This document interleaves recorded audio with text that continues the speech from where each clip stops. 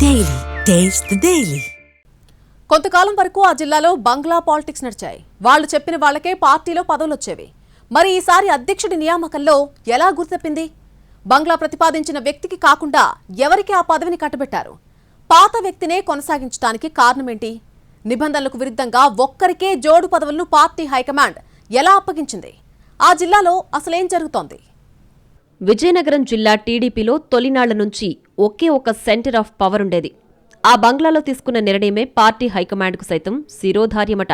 Governor గిరి నుంచి గ్రామస్థాయి office bearer వరకు ఎవరికి ఏ పదవి ఇవ్వాలనేది అక్కడే డిసైడ్ అవుతుందన్నది ఓపెన్ సీక్రెట్. ఆ సంప్రదాయానికి కేంద్ర బిందువు అశోక్ గజపతిరాజు. ఆయన మాటకు టీడీపీ అధినేత సైతం సై అనేవారని తెలుస్తోంది. అందుకే విజయనగరం టీడీపీలో అశోక్ గజపతిరాజు తర్వాత ఎవరు అన్న ప్రశ్నకు ఇప్పటికీ సమాధానం దొరకడం లేదట.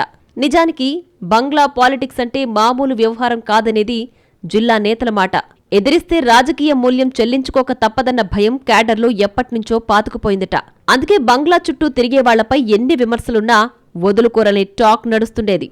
ఇక ఎన్నికలకు ముందు కొందరు నాయకులు పార్టీలో చేరడం కోసం అశోక్ గజపతిరాజు వద్దకు వెళ్లిన సందర్భాలను గుర్తు చేసుకున్నారు క్యాడర్.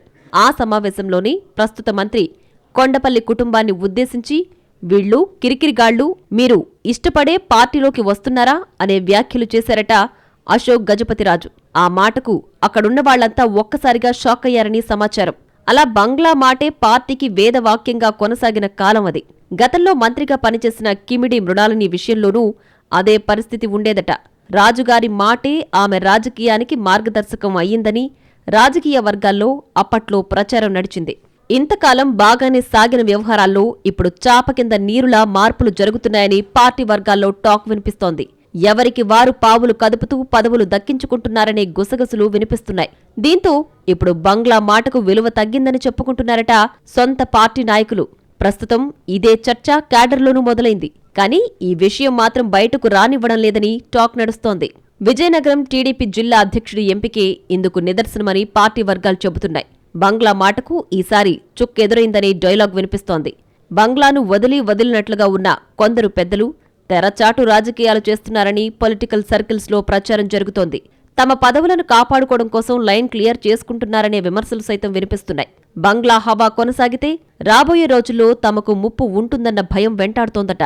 దీంతో ప్రస్తుత అధ్యక్షుడు కిమిడి నాగార్జున్నే కొనసాగించాలనే వ్యూహానికి అక్కడి వాళ్లే తెరలేపారని తెలుస్తోంది. వాస్తవానికి అధ్యక్షుడి రేసులో మొదట నాగార్జున పేరు లేదన్నది పార్టీలో బహిరంగ రహస్యమే. ఎందుకంటే ఆయనకు అప్పటికే డీసీసీబీ చైర్మన్ పదవి ఉంది. జోడు పదవులు పార్టీ అధినేత అనుమతించబోరన్న అంచనాతో ఆయన పేరు పక్కన పెట్టారని సమాచారం. అధ్యక్ష పదవికి పోటీ పడిన వాళ్లలో డెంకాడ మాజీ ఎంపీపీ కంది చంద్రశేఖర్, సీనియర్ నాయకులు సువ్వాడ రవిశేఖర్, కరణం శివరామకృష్ణ, కొండపల్లి అప్పలనాయుడు ఉన్నారనే ప్రచారం సాగింది. ఇందులో కరణం శివరామకృష్ణకు బంగ్లా మనిషిగా ముద్ర పడిందట.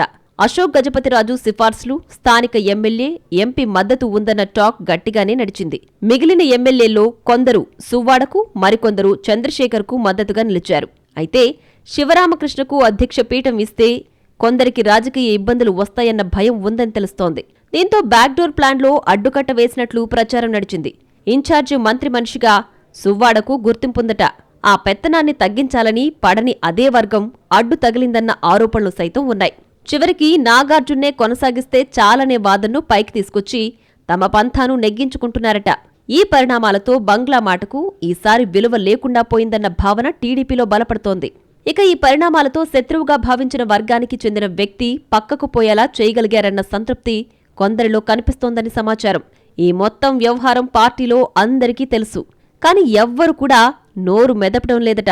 అవకాశం కోసం ఎదురుచూస్తున్నట్లు కొందరు చెప్పుకుంటున్నారు.